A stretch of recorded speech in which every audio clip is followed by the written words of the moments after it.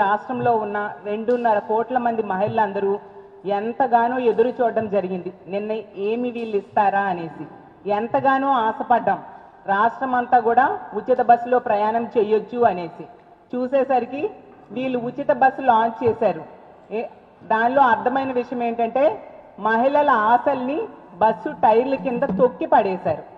తీసుకుంటే నిన్న శ్రావణ మాసం శుక్రవారం మహిళలందరూ ఎంతో పవిత్రంగా భావించే రోజు.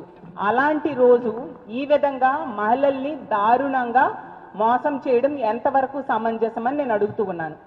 అంత పవిత్రమైన రోజు వీళ్ళు గతంలో మేనిఫెస్టోలో అలాగే ప్రతి మీటింగ్లో కూడా వీళ్ళు చెప్పారు రాష్ట్రం అంతా ఎక్కడి నుంచి ఎక్కడికైనా బస్సు ప్రయాణం ఉచితమని చెప్పి ఇప్పుడు కొన్ని బస్సులకే ఆ ఇచ్చిన బస్సులు కొన్ని ప్రాంతాలకే పరిమితమై అయ్యేట్టుగా షరతులు పెట్టి దారుణంగా మోసం చేయడం జరిగింది, దగా చేయడం జరిగింది. దుర్గమ్మ పాదాల చెంత చంద్రబాబు నాయుడు గారు, పవన్ కళ్యాణ్ గారు అలాగే లోకేష్ గారు ఇంత దారుణంగా మహిళల్ని మోసం చేయడం సమంజసమా? ఇది భావ్యమేనా అని నేను అడుగుతున్నాను. అదే దుర్గమ్మ పాదాల చెంత గతంలో మీరు హామీ ఇచ్చారా లేదా?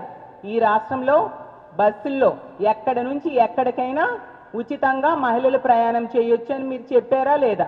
ఇంత పచ్చి అబద్ధాలు ఇప్పుడు మళ్ళీ చెప్పి మహిళల్ని మోసం చేస్తూ ఉండడం నిజంగా చాలా దారుణమైన విషయం.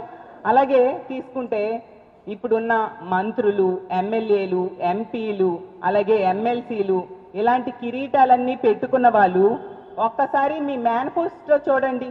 మీరు గతంలో ఎన్నికల సమయంలో మీరందరూ మేనిఫెస్టోలో ప్రజలకు ఏం చూపించారు? ఈరోజు మీరు చేసింది ఏంటి?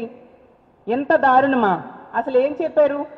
ఎన్నికల టైంలో ఎక్కడి నుంచి ఎక్కడికైనా బస్సు ప్రయాణం ఉచితం అని చెప్పారు. ఇప్పుడు తీసుకుంటే 16 రకాల బస్సులుంటే కేవలం 5 రకాల బస్సుల్లోనే ఉచితం అంట. మిగతా 11 రకాల బస్సుల్లో ఉచితం లేదంట.